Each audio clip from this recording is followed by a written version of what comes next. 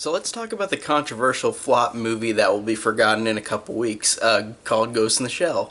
Which that is not an insult towards the movie, but I'm just pointing that out. In which it is controversial because of the Scarlett Johansson role in it, and it's flopped already, so it's not going to be remembered really far down the line like the '95 film did.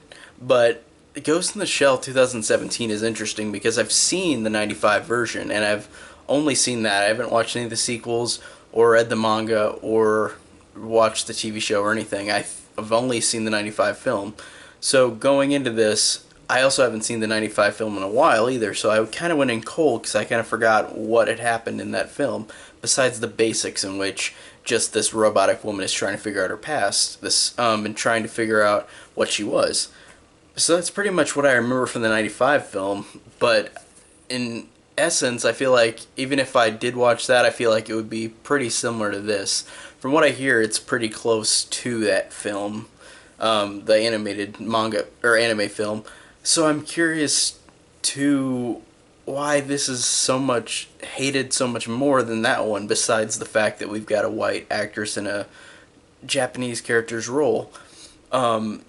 But the thing I think is interesting about the movie, though, just looking at this movie and not the '95 version, since I don't have a very good memory of that one, this film, I liked the story and I liked the visuals. Honestly, I think the visuals are the strongest point in the film. I think that the visuals, are like Blade Runner, in a way where they look like they could be in the same world. They look like they could be happening next door from each other. The events from both of these films, and I think that this is just very interesting, more so in a visual story setting than an actual story. Where there is a plot to it, but it's not a plot that is overly complex. It's just a kind of a basic plot. But I think the visuals are the strongest point in the movie for me. I think that they really work really well. Like, there are moments where I'm looking at this landscape and the cityscape and looking at all of these locations and like you can look in every part of this city and find something different and find something unique about it.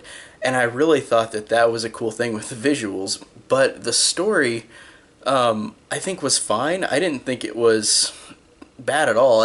Like I said, I don't remember the '95 film. I just know that it kind of follows the same thing as this, probably, where like I said, a cyborg woman wants to figure out what her past is, and I'd assume that it follows it pretty closely. But I feel like this is probably just going to be more ridiculed forever because of the whitewashing thing. And I I'm not saying it's a good thing that they put Scarlett Johansson in this role, because I can look at Paramount and DreamWorks' dilemma, because this is a movie that will not, if it didn't have an actress in it that was a major American actress, then it would not have done well, even though it still didn't do well.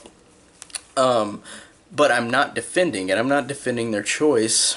But I could see from their point of view that doing that, it's harder to not make it a niche product, and but it still did. And I think that they learned the lesson that this still remained a niche product, even though they put in a big actress in it, a big American actress. And to me, I don't know, it's not as offensive to me because I don't remember the other one as well. But I can definitely see why people are pissed off about that. I can definitely see what the issues are and why people are so furious that they put in an American actress as a Japanese woman in this movie. But also, I did think that they did a cool thing where they used the elements of the other one, where I remember that her name was Kusanagi, that she was Major Kusanagi. But in this one, her name is Karen, I think, an American name. And I think it's funny how by the end they resolved it in a way that I thought was interesting, where you know that she has had a past, and when she figures it out, she actually was a Japanese woman, but just having an American body, an American woman body. So I thought that that was interesting how they went about that way to kind of right the wrong with the whitewashing, but it's still kind of, I still can see why it bugs people, but I thought that was an okay way to kind of bridge the gap between them, and not saying that she's completely not Japanese. She still is, but she's got robot body, but still, it's a robot American body, but still, it's kind of iffy. It's an iffy subject with whitewashing. It really is. And like I said, I'm not defending it or saying it's a good thing. I'm not trying to be on either side. I'm trying to be neutral because I feel like there are instances where you can get a good actor no matter what race they are and they can work just fine in a setting like this, but then you've got something like this or The Great Wall where you've got Scarlett Johansson or Matt Damon in these movies and it feels out of place. But like I said, looking at the studio standpoint, it is hard to gauge how to sell it because this is a niche property. It's not a superhero movie. It's not a Star Wars movie. It's not a major blockbuster, and it has the makings of it, like with the visuals and the story is pretty blockbuster-ish kind of story where it's not amazing, but it's just okay. It's an okay story. But I think that how these how these companies think about it is kind of a smart way, but it pisses your audience off too as well. And I feel like I said, I feel like they did learn their lesson at the end because this has apparently flopped on its first weekend already.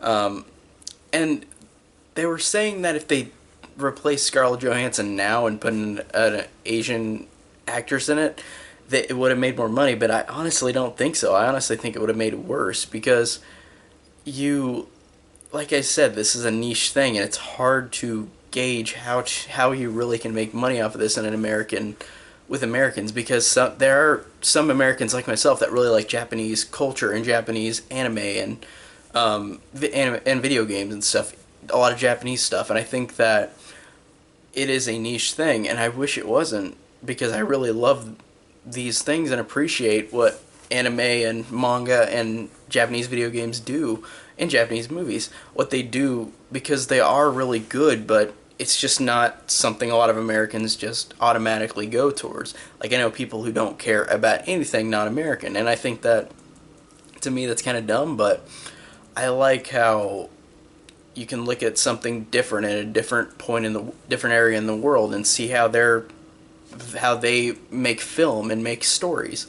And I really think that it's unfortunate that it's just going to be a niche movie. Like, no matter if you put, even if you didn't put Scarlett Johansson, no matter if you put another Japanese actress or another bigger American actress in it, I feel like it still would have flopped. And it could have flopped worse with not even an American actress just because of the place it is being marketed at in the United States. So it is unfortunate, and I'm gonna stop talking about that because I think that it is kind of overblown. But like I said, I do see why people agree, like people think this way towards whitewashing. I think it can be right and wrong for things, but I can see the studio's point of view and I can see other people's point of view and how in America it's not as easy to market this towards Americans because there's not a lot of Americans who like this stuff. I know there are a good amount, but there's not enough that makes it sell enough, which is a really sucky thing. But I don't know. But the movie, but that aside, the movie I think is fine. I think it's a good, fine movie. I think Scarlett Johansson as a robot was fine. I've already heard complaints that she's too bland, and she is. But what was she supposed to do with being a bland robot? There are robots that, the way robots talk, they're emotionless, and it's really hard to do that. It's a hard thing. It's just like that whitewashing thing. It's a hard thing to make this seem liable with her as a robot and her speaking, but she can't speak in a way with charisma. And it's very interesting. I did like her performance. I thought she was fine, but she was fine as a bland robot, which she was supposed to be. So I don't know. And I did think she was a snarky robot. The way she did say some lines, like whenever she said, "Well, maybe next time you could fix me better then, or make me better then," whenever she got injured and needed to be fixed. I liked lines like that, and I liked how, even though she was a quote-unquote bland robot, but I feel like that's just what she's supposed to be. But I really did like how this, like ignoring the 95 film since I don't remember it that well, but I think that the plot is good and it's fine about just her trying to find out what her past is, and whenever she does, it's great. And whenever she finds the Japanese woman, and the Japanese woman looks at her like she knows this person, and she invites her for tea. She looks at all of this stuff that the woman has, and she looks at it like she wants to like she wants to know more about this place because it seems familiar to her. And then you realize at the end that that is her mother, the Japanese woman. And I thought that it was honestly really touching the way it ended with the mother, where she figured it out and went with the mother and visited her at the end again. And I liked how they're going to build a relationship, and how, since she's a robot but she has some of her memories, how faint they are, she still has her memories. And I like how they're going to reconnect, and I thought that that was a great way to end it. And I thought the characters were good. I thought they were fine. Like I said, Scarlett Johansson as Major Killian is fine, or Major Kusanagi, I guess. I thought she was fine, and Bato, the guy who played him, was good. The guy with the eyes, the black eyes, I thought he was cool. He was, from what I remember, I felt like he was just like he was in the anime film from '95. But I thought he did a good job, and I liked how this character just really loved dogs. I thought it was funny to see this big, buff, beastly looking guy who just is a killer, but then he loves dogs. I thought that was just a funny thing, just to show that kind of side to somebody that like you wouldn't expect that. But I thought that was really just amusing. It was an amusing thing to show that.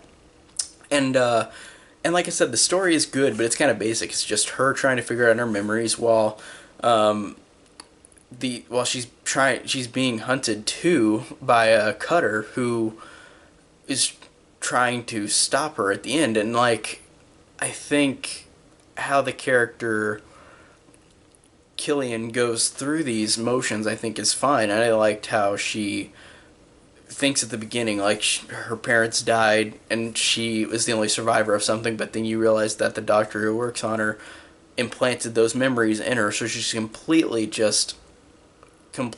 has nothing after she figures out that that's not the truth, and she has no real memories. And I thought that that was really touching whenever you figure that out, and it was really sad, and it was kind of heartbreaking to see, even though she didn't show any emotion, how Killen just tried to not show, she wasn't showing any emotion, but how she felt in the situation after she realized that her memories aren't real. And that's a trope that's been done before, but I thought that it was just nice the way that it happened in this. And I liked just how she went along with that, and I thought the characters were fine. The story was fine. It was a basic kind of Hollywood-ish story, even though it's based on a pre-existing anime and manga, I believe. But I thought that it was fine. I thought that the movie was fine with that. But it's hard to also review this without remembering the '95 version. But from the movie standpoint, I thought it was fine. From this one, I thought that the story was fine. The characters were fine. Really, at the end, it was just fine. It didn't. The visuals were amazing. The characters were fine, but it didn't grip me, I guess, completely. Like, there were some good moments. There were moments that made me feel for her, feel for Killian and her, and how she felt in the situation of being a robot, and then finding out that she has a mother, and finding out whenever her memories are erased. And I thought that it was just really interesting seeing that. And I thought that the character had some gripping moments, and I thought that the ending with that was great, with her and her mother. And like I said, really just, it's just fine. It's really the definition of it. It's just a fine movie. The visuals are great, but the characters are all right. They have moments, but they don't go escalate to where I love them. They're just in the middle ground. It's just an okay movie. And honestly, from what I remember from the '95 anime film, I felt that same way. I felt the exact same way about those characters in that incarnation of that as well. I felt that they were just fine, and the animation was amazing in that movie from what I remember. But it goes along with this one. The visuals are amazing, like the animation was amazing in '95, but the characters are just okay. They have their moments, but they don't have enough moments for me to say that I love it, but I just like it. I think that it takes a level down is because the characters aren't super strong, but they have some great moments. But like I said, I feel like this should be watched just for the visuals alone. I think the visuals are fantastic, and I think the story is fine. The characters are fine, but by definition, the film was just fine, and I liked it. It was in the middle ground. So overall, it didn't grip me enough. It gripped me a couple times with some really strong emotional moments, but the visuals were amazing. The action was great. Characters were fine. Really, in the end, that's all I could say about it. It was just a fine movie by definition. It wasn't bad. It wasn't amazing. But it was just in the middle ground. So, what do you guys think about this, though? I really am curious because a lot of people, mostly the internet, which the internet overreacts about everything, overreacts about the whitewashing thing. But I feel like you should look at the whole movie. Besides that, too, you should look at what else there is that the movie gives besides the whitewashing thing. So look at what else the movie gives, and tell me what you guys think below. I really am curious to know. So thank you guys so much for watching, and I'll talk to you guys later.